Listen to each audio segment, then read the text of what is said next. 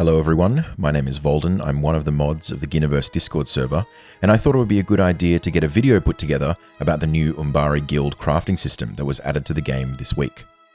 Ghyn has been kind enough to put it on his channel, so hopefully this gets in front of as many people as possible and helps explain how this all works. This video will try to cover everything we currently know about these guilds, from how to get started, how to progress, and what each guild can produce. Orion, the dev that put this system together, posted a dev diary about the system earlier this week and has been posting regularly to the forums and Discord about the system, including some planned changes. I myself have been engaging with the system on all my crafters since it was released and have been learning as much as possible about it, but things are still changing and I haven't unlocked everything. When I know about a change that Orion has planned, I will make sure to mention it. Some of the items added to these guilds are consumables that you can use on your character. These look like they have the potential to be good, and in the case of the feasts, they look very good. So if you want to be able to make these, either to sell them or use them, then you might want to get into your guild. Other than consumables, there are also new upgradable items that you can craft, and Orion has said that these will end up being competitive with raid gear. It might be the case that some of these pieces are going to be best in slot for this raid cycle, so being able to craft them could be quite valuable. Orion has also mentioned that there may be some way to add the raid set bonus to the upgradable gear, but we don't know how this will work yet.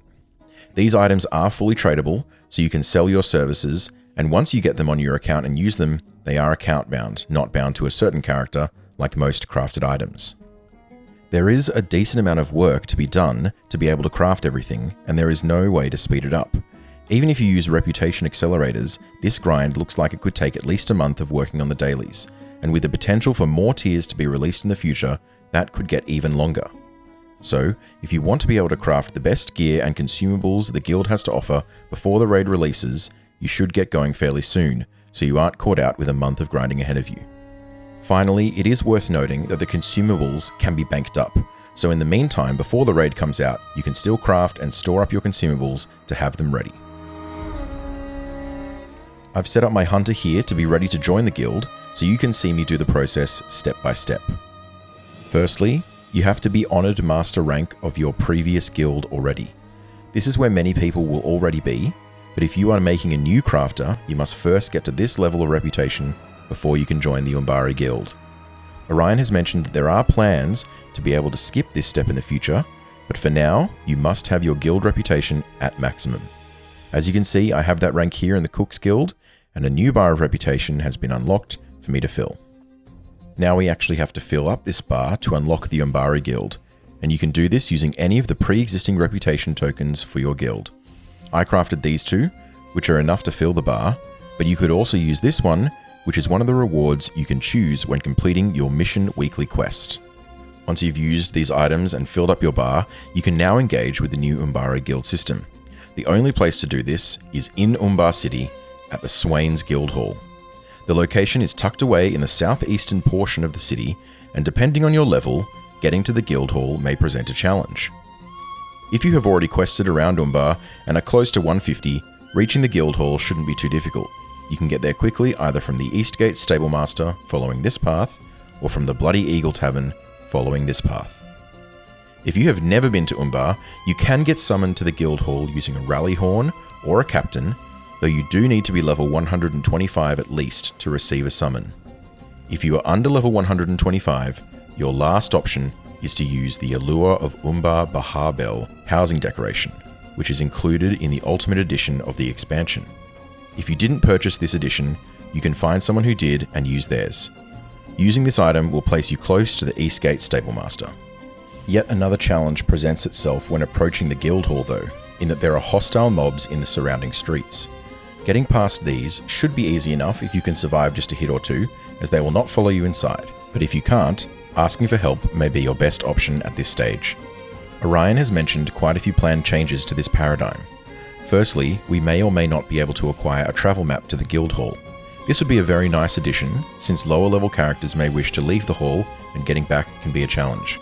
Secondly, the hostile mobs around the hall are apparently going to be removed, so that approaching the guild hall is not so dangerous. Finally, there may eventually be a way to interact with the Umbari guild system outside of Umbari, in other crafting guild locations, though details about this haven't yet been elaborated upon.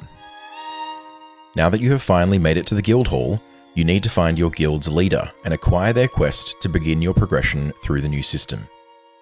As you enter the hall, to your immediate left is the Cook's Guild with an oven and the Provisioner.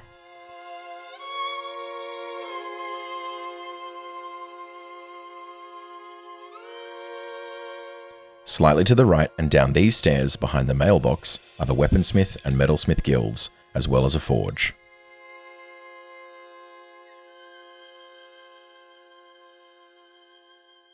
Continuing to the right, we have the Woodworkers Guild with a workbench and the supplier.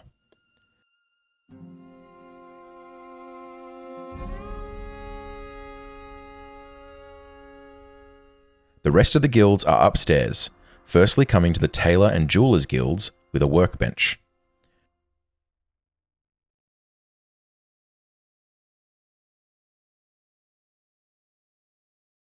Finally, we have the Scholars Guild through this passageway, along with a study. Further around the upstairs area, we also have a couple of vault keepers, should you need to access your vault. There is no auction house here, but aside from that, and how difficult it is to get here, this is not the most inconvenient crafting area in the game. You may have already gathered that the Umbari Guild is not progressed in the same way as the standard crafting guilds we are historically familiar with. My reputation bar is already full, and yet there are no new tier 15 recipes to buy from the improved recipes vendor. Progression for the Umbari guilds is tied to a new reputation faction, and as you can see, the quest that the guild leader has for you rewards reputation for this faction. Acquiring reputation in this new faction will unlock the ability to barter for your guild's recipes from your guild leader. Currently, there are 2 levels of reputation to earn beyond simply joining your guild. It seems to be implied from Orion's dev diary that we will be getting at least 1 more level to earn at some stage, but this is not yet in the game. The only way to acquire this reputation is by completing your guild leader's daily quest, with a weekly wrapper awarding an additional bump after 5 completions. Along with 500 reputation, you also get some other rewards. You get 10 Umbari guild marks, a recipe selection box, and a red sea stone. The recipe selection box is mostly worthless. It just allows you to choose a recipe scroll for any craft containing the basic Umbari single-use recipes. The red sea stones are obviously useful, and it will help that we can now acquire them quite regularly. I will come back to the guild marks a bit later on. To complete the quest, you must execute the craft mentioned in the quest. In my case, I need to craft a crate of cooked food. Please note that the quest calls for you to execute the recipe, not simply hand one of these in, so make sure not to craft one early or you will waste the resources. The recipe has a 5-minute cooldown, so if you do accidentally craft it without the quest active, you just have to wait a bit to craft it again. Orion has mentioned that there is a plan in place to change this, and in the future you should be able to craft in advance and then simply hand in the item for the quest. The recipe for this craft can be purchased from your guild leader. Each guild has a unique recipe for their particular craft, and I will go through each one of them one by one as we look at each guild in more detail later on. Once you have crafted the box, you simply hand it back into your guild leader and you will be rewarded. Note that the initial limiting factor in your progression will be your reputation gain, so I would strongly recommend using a reputation accelerator whenever you hand in your daily or weekly quest. Once you hand in your daily quest for the first time, a couple of things will happen. Firstly, you will see that you have a new reputation faction. In my case, I have now joined the Umbar Cooks Guild, and my current rank is Guild Initiate.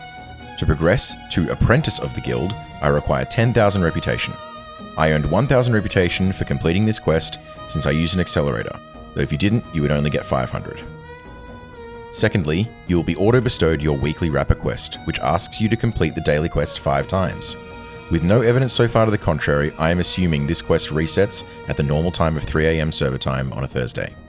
This weekly quest rewards you with an extra bump of 700 reputation, 50 more guild marks, 2 luck stones, another new item that we will talk about, an Umbar crafting reward box, which we don't really know anything about, and 2,000 virtue experience. The astute among you may have figured out that we can earn 4,200 reputation per week, or 8,400 if you accelerate it all, meaning it will take you at least 9 days to reach Apprentice, and then probably another 2 weeks at the very least to reach Journeyman. Once you have done that, you will have access to every recipe the guild currently has on offer. To craft items for your guild, you will need to make use of 2 new items added with this update. The first is Umbari guild marks. These are used to purchase recipes from your guild leader. You earn guild marks by completing the guild daily and weekly quests at a rate of 120 marks per week, assuming you hand in the quest every day. Notably, these marks are account bound, shared in your wallet with all your characters, and there is no limit to how many you can hold. Therefore, if you have multiple characters earning marks, you can then pool them on a single crafter to buy many recipes at once. The other new item added is the luck stone. This special material is used in all of the tiered guild recipes, i.e. the consumables and the upgradable gear. Luck stones are acquired in 2 ways. The first is by completing your guild weekly quest, for which you are rewarded with 2 luck stones. The second is by competing in the Coombe Forester event and using ribbons to barter for a luck stone. Once again, these items are account bound, however you do have a limit of 15 at any one time across your account, so make sure you have room before earning them. Similarly to guild marks, this means that you can accrue luck stones on many characters, then funnel them all to the one crafter to make many crafts that week. This seems especially useful for cooking many feasts. So, now that we know how to progress the guild, and where to acquire the special materials, what can we actually do with it? Well, depending on your guild, you can either craft consumables or upgradable items, with some standard crafted items being thrown in the mix as well. Each item within those categories follows the same pattern, so let's look at some examples to see how you can craft them. There are currently 3 types of consumable items available to craft from Umbari guilds. Umbari cooks can craft feasts, which are placed on the ground for your entire group to eat from and acquire a food buff. Right now, the buff seems obviously broken, with far too much regen, so these may get retuned. Right now, they are very, very powerful.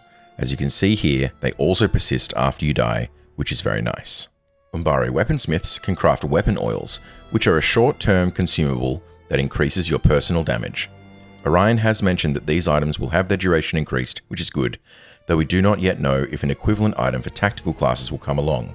In my opinion, this is a severe shortcoming and should be rectified as soon as possible. Finally, Umbari scholars can create a draft, which will increase your incoming healing and that of up to 12 allies within 15 meters of you for 12 seconds by up to 100% of the top tier. This buff is consumed by the first heal that hits you though, which renders the item kind of cute but mostly worthless. So here in the Cook's Guild Leader, we can see how the consumable recipes are structured. There are 3 tiers to match all 3 levels of reputation that you can earn.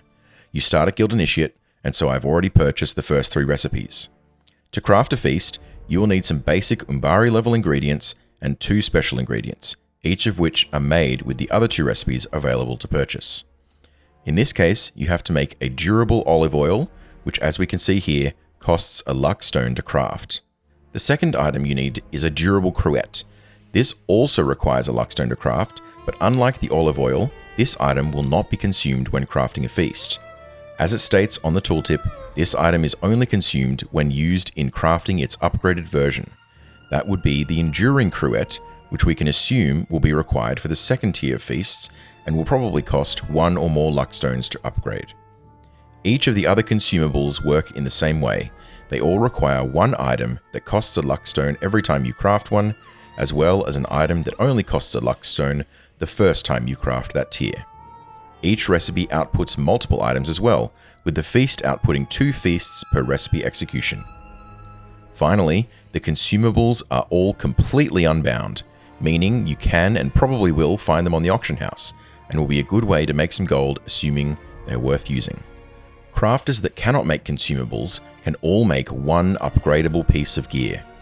Tailors can craft light and medium helmets, metalsmiths can craft heavy helmets, jewelers can craft necklaces, and woodworkers can craft pocket items. Orion has mentioned that more upgradable items may be released in the future. All of these gear pieces have exactly the same stats on them, aside from armor values on the helmets of course, and progress in exactly the same path. Here we can see the necklaces. You start out with a yellow item level 505 item with 291 vitality, a primary essence slot, and a basic essence slot. As the items are upgraded, we eventually end at a teal item level 517 item with 342 vitality and 5 essence slots. always including a primary essence slot and optionally a vital essence slot. It's possible that these items will continue to grow as the expansion progresses, so who knows just what sort of essence monstrosity we may end up with. Orion has even hinted at the idea that you may be able to acquire part of the raid set bonus on these items somehow. For now, however, there doesn't seem to be a great rush to craft these. I think it's probably still worth progressing these guilds so that you can craft them should the time come when they are obviously worthwhile, but so long as you have the recipes unlocked, it doesn't seem like anything is stopping you from making a fully upgraded item fairly quickly. The way these work is quite a bit more convoluted than the consumables, so let's have a look at the jeweler recipes to understand them a bit better. For now, we will skip the normal recipes and focus on what is needed for these upgradable items. The recipe that allows us to craft the base yellow item is here, the base Umbari Pearl Necklace Guild recipe. Each other guild that can make this sort of item has their recipes named in a similar fashion. Crafting this item costs some basic Umbari metals and a luck stone. Once we've made that, we can then upgrade it to the next level. We can already do this once at Guild Initiate level, but every subsequent upgrade requires a further level of reputation. To upgrade it, we need to buy the Infused Umbari Pearl Necklace Guild recipe. This recipe has two output choices depending on whether or not you'd like your final item to have a vital essence slot or not. To craft this, we first need our base item, some more Umbari ingredients, and a Luckstone Hollow. This brings us to our third recipe, the Luckstone Hollow recipe. To craft one of these, you guessed it, you need a Luckstone. This seems to be the pattern for these items. You need a Luckstone to craft the base, and at least one Luckstone to upgrade it each time. As you advance through the tiers, you need to buy a new recipe to upgrade the item further, as well as a new tier of Luckstone setting. We don't know yet if these settings cost more than one Luckstone, but I wouldn't be surprised if they did. It also seems like you need to buy a different recipe to upgrade a vital item as opposed to a non-vital item. Okay, so that is how you upgrade your items. You craft the base yellow item, then work your way up through the tiers, spending Luckstones along the way. What we haven't covered yet is how you might acquire these items if you yourself cannot craft them. You might have noticed that the base yellow item is bind on equip, while the upgraded item is bind to account on acquire. So if the crafter binds the item to themselves as soon as they upgrade it, how can they be traded freely? The way we do this is by crafting a recipe. I'll explain. First off, you need to buy a recipe from your guild leader. Here we can see the master crafted Umbari Pearl Necklace Guild recipe for 20 guild marks. A similar recipe exists at the subsequent tiers as well. When you read this recipe, you'll be able to craft this item, a teachable recipe box Umbar Jeweler. This costs a single Umbar writ of trade to craft, which can be purchased from your guild leader for 5 guild marks. Right now, this is the only recurring guild mark cost. Everything else is a recipe you learn forever. Executing this craft produces a box that is completely unbound. Inside is a selection of recipes, which all produce the appropriate tier of item, in this case, the first necklace upgrade. You can choose any of the 7 non-gatherer professions, and the recipe is set to apprentice level, meaning there is literally no barrier to entry to be able to craft this. I won't select one now, but earlier as I was testing, I selected a recipe for my other craft in this character, Metalsmith. If we look in my apprentice Metalsmith, we can see the recipe to upgrade a necklace there. Notably, all the ingredients for this recipe are fully tradable, even the Luckstone Hollow. So, here are the steps to being able to acquire one of these upgradable items on a character or account that cannot craft them in the first place. 1. Hire a crafter to produce the base yellow version of the item, a Luckstone Hollow, and a teachable recipe box. This will cost them 2 Luckstones and 5 guild marks, so the cost is not insignificant. 2. Have them trade you all 3 of those items, along with any other Umbari items needed for the craft. 3.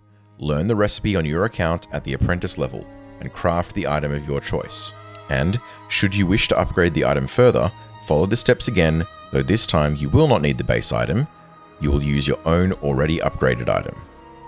Once you've crafted the upgraded item on your account, it will bind to your account, allowing you to share it as you wish across your characters. This process is identical for all the different upgradable items. Hopefully that explanation makes sense. Our last category of items available to craft are the standard guild items. These are just your standard guild crafted items that we are used to from previous guild ranks. They are all bind to character on equip and are teal item level 512 items as a baseline, being able to be outputted as a critical success as teal item level 515 items, despite the tooltips being bugged currently. All the recipes cost 20 guild marks, and each execution seems to cost some basic Umbari ingredients and 3 red sea stones. In general, these items seem fairly powerful right now, but unless they are improved, they seem unlikely to remain competitive once instances are released. I will go over who can craft what as we look at each guild in depth. The Umbari Cook's Guild provides access to the special feast consumable item, which can be placed on the ground for all your friends to eat from and acquire a food buff. The buff lasts between 30 and 60 minutes, depending on which tier you craft.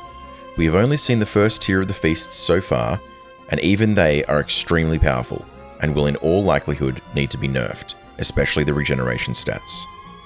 Even when they are nerfed, I expect these items to be the most attractive thing to craft out of all the possible guild items released so far. To complete the Cook daily quest, you must craft a crate of food, which is easily the most expensive of all the daily quest costs.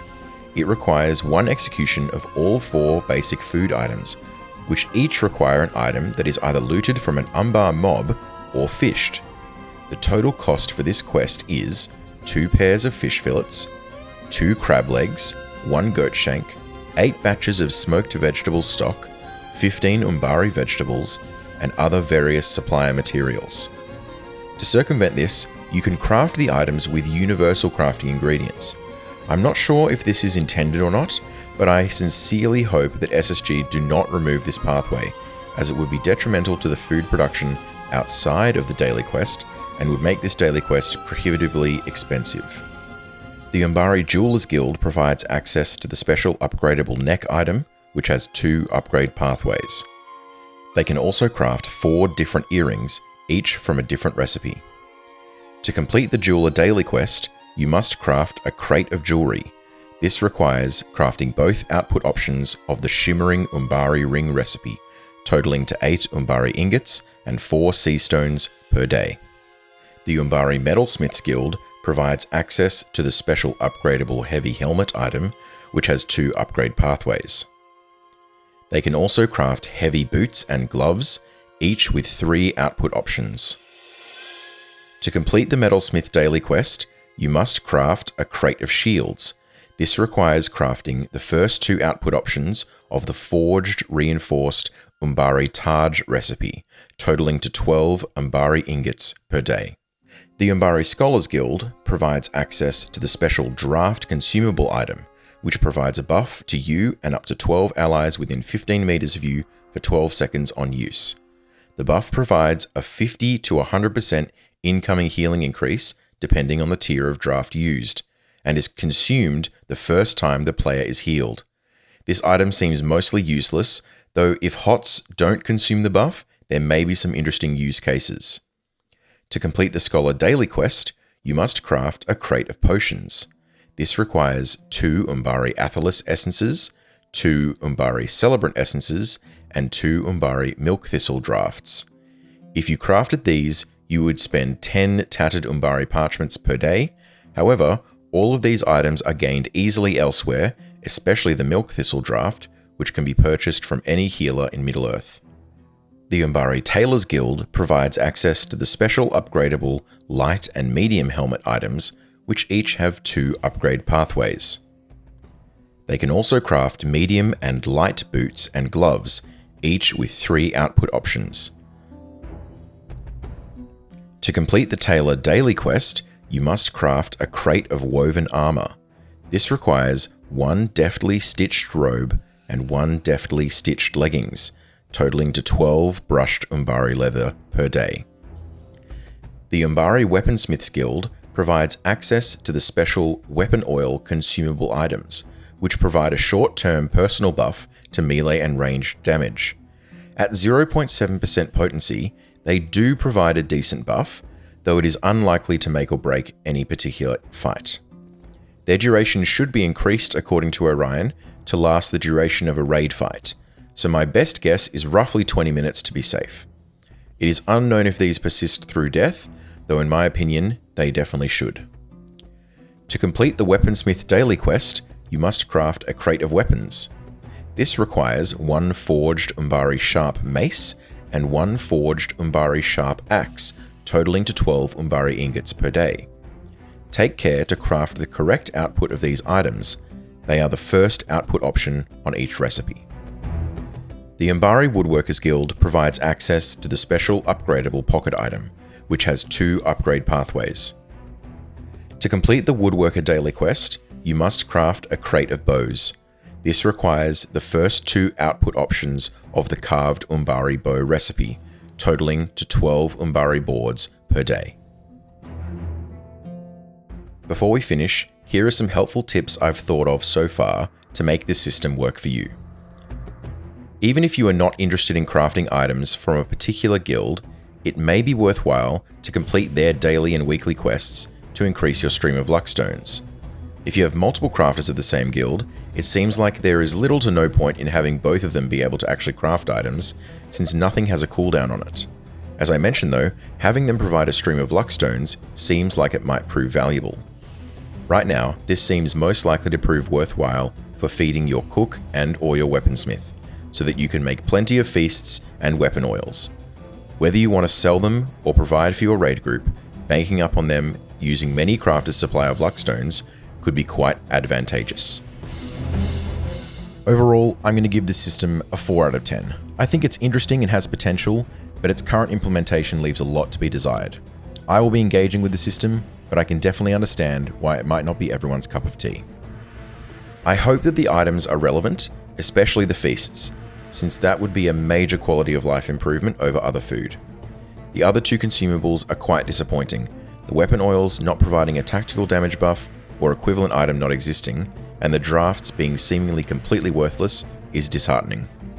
The upgradable items are kind of cool, but they are hamstrung by their intense dependence on huge numbers of essences, and they don't seem to be powerful enough yet to warrant crafting.